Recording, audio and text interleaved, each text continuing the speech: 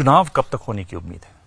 आप राजनेता भी रहे हैं, आप स्थिति को भी देख रहे हैं। नहीं, स्थिति एकदम अनुकूल है। चुनाव कब होंगे, चुनाव आयोग बताता है कि चुनाव कब होंगे, लेकिन देश की संसद में देश के गृह मंत्री जी ने एक नहीं अनेक अवसरों पर जम्मू कश्मीर के लोगों को, देश के लोगों को भरोसा दिया है और बता भी दिया उन्होंने कि delimitation first, then election, then statehood at appropriate time. Delimitation का काम पूरा हो गया। अब जो वोटर लिस्ट है वो 2015 की है। चुनाव होंगे 22-23, माने 22 में हो, 23 में हो, तो इन 7-8 सालों में बहुत सारे ऐसे लोग जो बच्चे थे अब मतदाता, नए मतदाता हो गए। तो मैं समझता हूं वो काम चुनाव आयोग बड़ी तेजी से यहां करा रहा है। पोलिंग स्टेशंस और मतदाता सूची के काम के बाद मुझे लगता है कि चुनाव आयोग उचित समय पर जल्द ही चुनाव कराएगा। ये 22-23 आप बता रहे हैं? नहीं, मैंने चूंकि 22 चल रहा है तो 15-7 मैंने जोड़ा। हाँ। मान लीजिए 23 में होता है तो अब उस समय जो बच्चा 10 साल का रहा होगा 15 में, वो भी वोटर हो गया। मैंने इसलिए कहा ये कब होगा ये चुनाव आयोग तय करेगा। अच्छा। लेकिन इस प्रक्रिया के बाद निश्चित रूप से आने वाले समय में जी चुनाव विधानसभा के होंगे। परिसीमन की प्रक्रिया हुई, चुनाव आयोग ने उसकी रिपोर्ट भी सामने रख दी। इस पूरे एक्सरसाइज में ऐसा लग रहा था कि जम्मू के रीजन की सीटें ज्यादा बढ़ा दी गई वैली के बनिस्बत। आरोप ये लग रहा है कि कहीं ऐसा तो नहीं कि ये जानबूझ करके इसलिए किया गया कि अब सरकार यहां पर एक हिंदू मुख्यमंत्री राज्य में बिठाना चाहती है। तो मुझे लगता है कि भारत के संविधान ने कुछ संवैधानिक संस्थाएं बनाई हैं। मैं भी एक संवैधानिक पद पर हूं, तो उस मर्यादा को मैं समझता हूं और चुनाव आयोग और वो भी एक अवकाश प्राप्त न्यायाधीश ने जो यहाँ के लोगों से चर्चा करके जो फैसला किया है उस पर टिप्पणी आप कर सकते हैं। मुझे लगता है मुझे नहीं करनी चाहिए। कोई ऐसी नियत की बात जो आरोप लगता है कि राज्य में एक हिंदू मुख्यमंत्री पहली बार आ सके? एक मुख्यमंत्री कौन होगा यह जम्मू कश्मीर की जनता तय करेगी, ना आप तय करेंगे ना मैं तय करूंगा। वो हिंदू होगा या मुसलमान होगा, मैं समझता हूं कि इस तरह की मानसिकता में देश को अब जीने की जरूरत नहीं है। वो जम्मू कश्मीर का नागरिक होगा, जम्मू कश्मीर की आवाम के लिए काम करे। मैं समझता हूं ऐसा मुख्यमंत्री जम्मू कश्मीर के लोग चाहते होंगे। मुझे ये बताइए, पॉलिटिकल प्रोसेस को और ज्यादा मजबूत करने की जरूरत है, क्या ये सही समय है? अब पॉलिटिकल प्रोसेस क्या है मुझे थोड़ा आपसे समझना होगा, क्योंकि 30,000 चुने हुए, मैं निवेदन आपसे कर रहा हूं, 30,000 चुने हुए प्रतिनिधि आज जम्मू कश्मीर में हैं। 5 सांसद भी हैं जो विधानसभा के चुनाव नहीं, उसके बारे में मैंने बहुत विस्तार से बताया है, उसको दोहराने की जरूरत नहीं है। मुझे लगता है कि पॉलिटिकल प्रोसेस यही होता है शायद। आप कह रहे हैं कि पॉलिटिकल प्रोसेस चल रहा है, पर यह भी आरोप है कि विपक्ष एक तरीके से नजरबंद रहता है। थोड़ा एक्टिव होता है तो विपक्ष के जो नेता हैं वो नजरबंद कर दिए जाते हैं। एक भी पॉलिटिकल वर्कर आज की तारीख में नजरबंद नहीं है। कोई है तो जरा मुझे बताया जाए। एक भी, मैं बड़ी जिम्मेदारी से कह रहा हूं, कोई भी पॉलिटिकल वर्कर आज नजरबंद नहीं है। क्रिमिनल नजरबंद भी है, जेल में भी है, आगे भी जाएगा।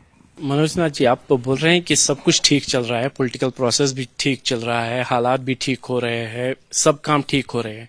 तो ऐसे में जो एक बड़ा मुद्दा रहा है कि सेना कब बैरक्स में वापस जाएगी, क्या आसपा हटेगा, क्या हालात ऐसे हो गए हैं कि ऐसा कुछ मुमकिन हो सकेगा? क्योंकि ये एक वादा था कि 5 अगस्त 2019 को कि कश्मीर से मिलिटेंसी का नामो निशान मिट जाएगा और अमन आ जाएगा। क्या हम उस जगह पे पहुंचे हैं जहां पे आसपा हटने की बात या सेना के वापस बैरक्स में जाने की बात हो सकती है? मुझे लगता है कि ये कभी आश्वासन किसी को नहीं दिया गया था कि सेना यहां से हटाई जाएगी।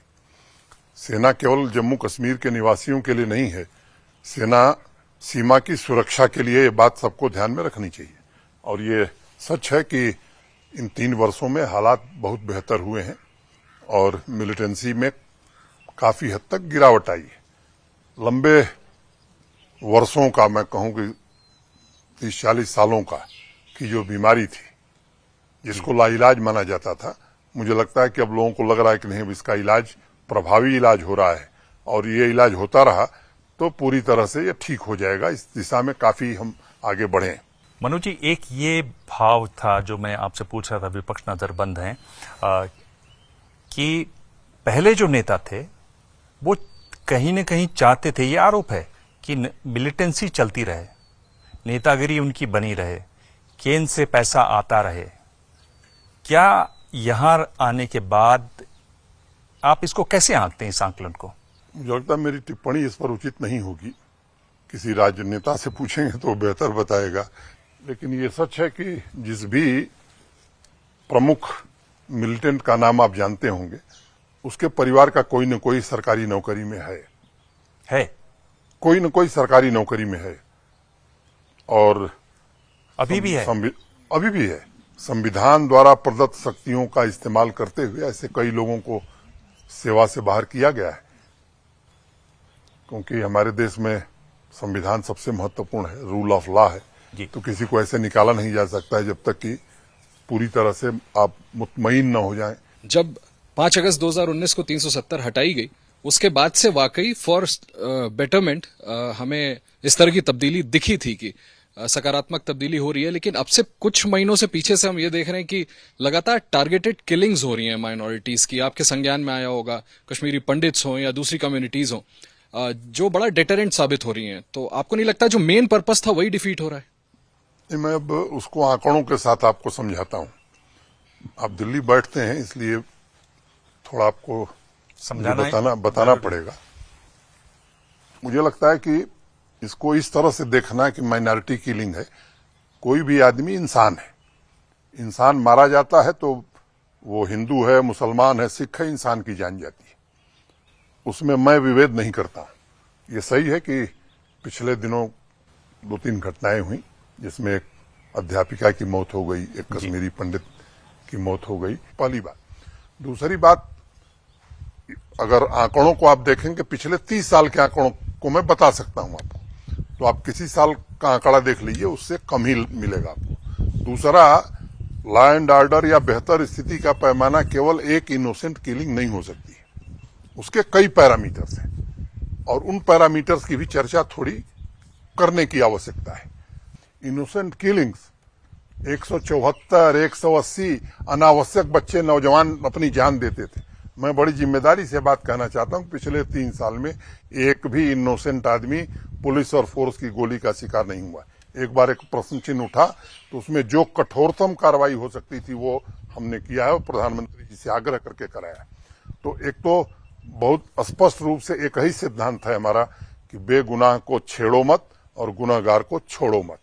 मैं समझता हूं इसी सिद्धांत पर हम आगे चलेंगे। कुछ लोग कोशिश कर रहे हैं, मैं जानता हूं कि ये घटनाएं इसलिए की जा रही हैं कि उत्तेजना में आकर के फोर्सेस कोई गलत कदम उठा लें ताकि सामान्य आदमी सड़क पर उतर आवे, वो हम होने नहीं देंगे। दूसरा, हमारे पड़ोसी को ये बात अच्छी नहीं लग रही है कि अब यहाँ का जीएसटी कलेक्शन कैसे बढ़ रहा है, यहाँ एक्साइज का टैक्स कैसे बढ़ने लगा, यहाँ स्टैंप ड्यूटी में कैसे पैसा आने लगा, टूरिज्म में सारे रिकॉर्ड कैसे टूट गए, 7 महीने में 1 करोड़ 6 लाख लोग कैसे कश्मीर आ गए, सारे होटल, सारे शिकारा, सारे टैक्सी वाले क्यों फुल चल रहे हैं।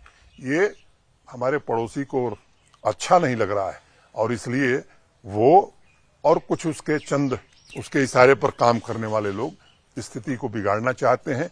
लेकिन मैं बहुत जिम्मेदारी से एक बात कहना चाहता हूं, सिक्योरिटी फोर्सेस का पूरी तरह अपर हैंड है, कोऑर्डिनेशन उनमें बहुत बेहतर है और जिस रास्ते पर हम चल रहे हैं उस रास्ते पर निश्चित रूप से और बेहतर स्थिति, क्योंकि अपेक्षा लोगों की बदल गई।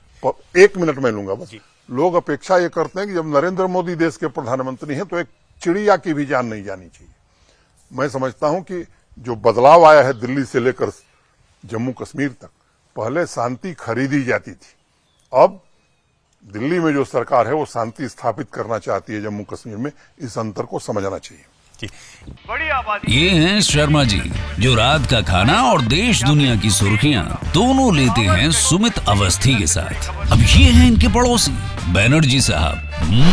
मिष्टी दोई खाते खाते पूरा बंगाल जान लेते हैं सुमन दे के साथ। इनकी तरह आप भी देखें अपने फेवरेट न्यूज एंकर को एक ही ऐप पर और डाउनलोड कीजिए एबीपी लाइव ऐप अपने स्मार्ट टीवी पर।